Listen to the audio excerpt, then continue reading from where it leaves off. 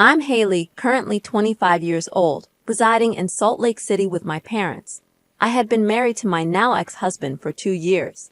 Our marriage was somewhat arranged, as our families had been members of the same church for years. Justin and I had known each other since high school, although we were never close friends. After he returned from college, our fathers thought we would be a good match, and we got married after only 4 months of dating. Initially, I didn't know how to love a guy who had never shown interest in me before, but I tried my best. Unfortunately, I succeeded in loving him, even though it was clear that he was never in love with me. He fulfilled his husbandly duties and was never unkind, so I just accepted the situation. I'd even found happiness for a while, but suddenly he felt he couldn't continue. One morning, feeling a bit unwell, I asked Justin to take me to the doctor. He refused, claiming he was busy and suggested I take some medicine and rest. This hurt me, and I even shed some tears. I followed his advice, but my condition didn't improve. Eventually, I took the car keys and drove myself to the hospital.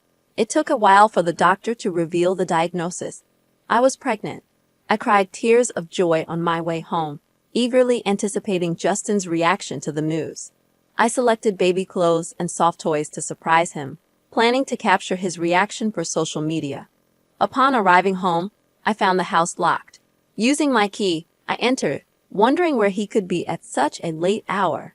Just as I was about to call him, I noticed papers on the living room table. There was a stack of stamped papers that I immediately recognized as divorce papers. Next to them was a letter explaining that he could no longer continue, as he had fallen in love with another woman who was waiting for him. He had tried to start anew with me but couldn't find the same love, so he was leaving. Justin wanted nothing more to do with me, asking me to sign the divorce papers and receive compensation from his lawyer in a few days. He had also sold our house, and he left me with only a small sum of money. I am now 6 months pregnant, and just yesterday, I received a call from Justin for the first time in the past 6 months. He informed me that this month would be the last time he would send me compensation money and that he wouldn't be sending any more. He didn't inquire about my well-being, my living situation, or if I was okay. In turn, I decided not to share anything with him. I chose not to reveal that I was carrying his baby. I believe he doesn't deserve to know. My parents argue that this is unfair to him and that I should inform him, but I refuse. I won't tell a man who couldn't even care about my life and well-being that I'm carrying his child. He led me to despair, and if my child suffers the same fate, it's his responsibility. I doubt he would care enough to return. My parents have been supportive, but not understanding. They believe I could use my pregnancy to lure Justin back, but I refuse to resort to such tactics. I cherish my parents. They've stood by me unwaveringly. My father even severed his long-standing friendship with Justin's father upon learning what he did to me. He was ready to confront him, but my mother and I stopped him. Despite their support, I still feel like a burden. I'm 26 now, and relying on them doesn't sit right with me. 3 months after Justin left, I found work as a receptionist to make ends meet. It's not much, but it's my first proper job, and the little I earn helps me find solace at night. I've been keeping an eye on Justin, even though I know I have no right to do so anymore. He has gone back to his college girlfriend, a tall, pretty lawyer. I can understand why he couldn't get over her, especially considering me. They're now engaged. It didn't take him a year to break our marriage and promise another girl a wedding ring. The night I saw her engagement announcement on her Instagram story, I cried myself to sleep. After months of attempting to move on, I broke down again. I loved him, and he left me without a second thought, simply because he believed he had a better option. Now I'm left with his child, a secret he knows nothing about. I wonder, if I tell him, would he come back? Am I wrong for keeping his baby a secret from him? Hey, everyone. I haven't updated you in a while, but your positive comments have truly helped me feel less alone and miserable. After my last update, I made a conscious decision to stop dwelling on my ex-husband. I wanted to move forward for my own well-being, my family, and my little boy. Yes, I gave birth to a baby boy who will be turning 5 in a few months. A lot has changed over the years. I no longer live with my parents but in a house I purchased with my hard-earned money, aided by a little help from the bank. I worked tirelessly, climbing the ranks from a receptionist to eventually becoming the manager of the inn where I started. After my son was born, nothing else mattered. I still missed having a partner to share the love for my child, but I couldn't envision that with anyone else. Love lost its appeal. I just wanted to focus on taking care of my baby and find happiness within my family. Justin's absence became a part of my life, so when he suddenly reappeared years later, I was taken aback. I was returning home from work one day when I found him standing in front of my parents' house. His face lit up when he saw me, and I felt like I was losing my mind. He looked just the same. I noticed his car parked nearby, and he was alone. I offered an awkward smile and a wave, and he greeted me with an awkward hug. He asked how I was doing, but before I could respond, my son, Ronan, ran up to me, calling out, "Mom," and hugged my leg. I lifted Ronan into my arms, and Justin's eyes widened as he looked at my baby. He blurted out, "You're married." I gave him a pointed look and replied, "I'm not, but he is," gesturing to Ronan.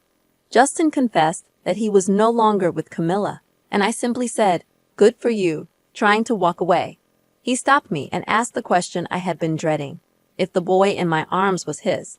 I felt cornered. I had to answer. So, I admitted that he was indeed his child. Justin looked at me with a sense of betrayal, his eyes welling up with tears as he asked why I hadn't told him, why I hadn't called him, making him believe he had no child. I had no words. I just stood there. Seeing him broken like that, I regretted not telling him, not revealing the truth, and keeping it a secret to punish him for the pain he had caused me for leaving me. I felt like an awful person. I have a loving family now. There was a time when I felt like I was trapped in hell and thought I'd never escape it. But life has transformed into a heavenly experience, and I'm profoundly grateful for it. God truly works in mysterious ways, and if one maintains faith, it's never in vain. The three of us, Justin, Ronan, and I, have become the perfect little family I had always dreamed of. Justin returned to Utah after learning about Ronan. He earnestly begged for my forgiveness, acknowledging that choosing Camilla over a woman who loved him so much was the worst mistake of his life. Camilla, on the other hand, had been starting a new family and suggested an open marriage, which ultimately led to their divorce. Justin came back to me. I know it may seem a little pathetic to take him back after all he put me through, but as a woman, I seized every opportunity for a chance at a happy ending. Despite everything, I still love him because I never stopped loving him. When I began sharing my story here, I was feeling incredibly lonely. It felt like there was nothing in the world harder than my life, and I had an overwhelming need to release my emotions. Unfortunately, I couldn't find anyone who truly cared, so I decided to share my story here and ask if I deserved what had happened to me. All your kind thoughts and support carried me through the tough times, and I'll forever be grateful for them. Thank you. To those who question my decisions, I understand your perspective, but life is complex, and we sometimes make choices others may not understand. I'm just doing what feels right for me. Now, let's switch to a different topic. This upcoming weekend, a group of my friends and I, all in our late 20s and early 30s, are planning to stay at my family's cabin. Two of my friends, Chad and Rebecca, have children, though not together. Chad's situation isn't a big issue because it's not his weekend to have his kids. They'll be with their mother. However, Rebecca encountered a problem when her sister couldn't watch her son due to unexpected circumstances. I sympathized and asked if she had an alternative sitter, to which she replied in the negative. She decided to bring her son along for the weekend.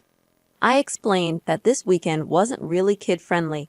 We planned on drinking and engaging in adult activities. Rebecca questioned why we needed to drink, suggesting it could still be a fun getaway for everyone, including her son. I firmly declined, pointing out that Chad wasn't bringing his kids either. She argued that he should bring them so they could all hang out together. I stood my ground, emphasizing that this trip was meant for adults without children. Frustrated, Rebecca asked if this meant she couldn't come. I responded that if she found a sitter, she was welcome to join us. She accused me of being unfair, insinuating that I was excluding her because she was a parent.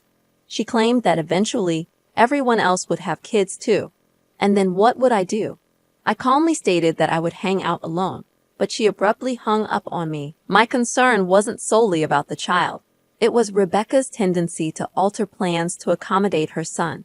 I feared our trip would turn into a kid-friendly, alcohol-free event, disrupting our initial plans. For instance, during a festival we attended this summer, everything revolved around her son's preferences. When we suggested splitting up, so some of us could enjoy specific activities, she objected. Later, another friend called, questioning my decision to uninvite Rebecca. I explained my perspective, emphasizing that while I understood things happen, Rebecca consistently altered plans to suit her child. I argued that it wasn't fair for her to change the entire trip, and I stood by my decision. I don't believe I'm in the wrong here. It's my family cabin, and I have the responsibility to ensure everyone's safety and comfort. Allowing an unplanned child in such a setting poses legal risks and complications. I suggest having an honest conversation with the friend group, expressing our desire to stick to the initial plans. Rebecca is welcome to join, provided she finds suitable childcare for her son. It's not about excluding her. It's about maintaining the trip's original purpose and respecting everyone's choices. People need to understand that becoming a parent changes one's lifestyle, and it shouldn't force others to adjust theirs to accommodate them. I won't be bullied into hanging out with other people's kids, and I'm firm in my decision. I'm a 19-year-old woman, and I moved out of my family home today. I'm the oldest of 6 siblings, and I live with my parents and brothers. Growing up, I was expected to babysit my siblings, take care of them, and handle many chores, while my brothers were exempt from any responsibilities. Despite my parents' resistance, I pursued my education and applied for independent financing to attend university. On the moving day, when my parents and siblings were out, I packed my belongings, left a prepared letter, and discreetly departed for my university town. I had to leave secretly because they wouldn't have allowed me to go. I received multiple calls from them, but I only answered once, and they yelled at me, demanding my return. I didn't disclose my address to them.